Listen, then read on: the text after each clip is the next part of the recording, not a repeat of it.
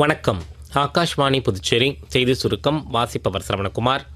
Philippines அதிபர் திரு பெர்னாண்டினோ R Marcos 5 நாள் அரசுமுறை பயணமாக நாளை மதியம் புதுடில்லிக்கு வருகிறார். இந்த பயணத்தின் போது குடியரசுத் தலைவர் திருமதி திரௌபதி முர்மு, பிரதமர் திரு நரேந்திர மோடி ஆகியோரை சந்தித்து இருதரப்பு பேச்சுவார்த்தை நடத்த உள்ளார். தமிழகம் மற்றும் புதுச்சேரியில் ஆடிப்பெருக்கு விழா இன்று விமர்சையாக கொண்டாடப்படுகிறது.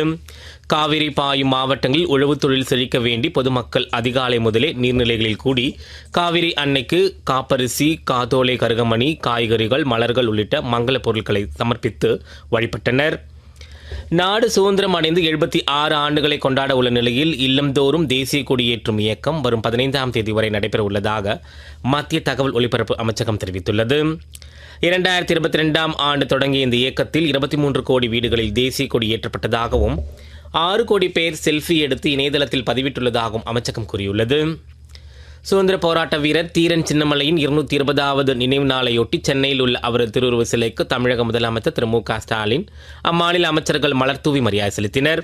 மேலும் மத்திய தகவல் ஒலிபரப்புத்துறை இணையமைச்சர் டாக்டர் எல். முருகன் அன்னாரது திருவுருவப் படத்திற்கு மலர்தூவி மரியாதை செலுத்தினார்.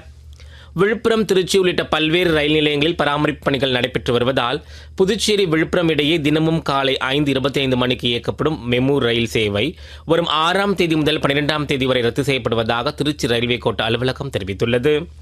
அர்ஜென்டினா கால்பந்து அணியின் நட்சத்திரமான லியோனல் மெஸ்ஸி வரும் டிசம்பர் மாதம் இந்தியாவில் சுற்றுப்பயணம் செய்து கொல்கத்தா, மும்பை, அகமதாபாத், டெல்லி உள்ளிட்ட 4 நகரங்களில் நடைபெறும் பல்வேறு நிகழ்ச்சிகளில் கலந்து கொள்கிறார்.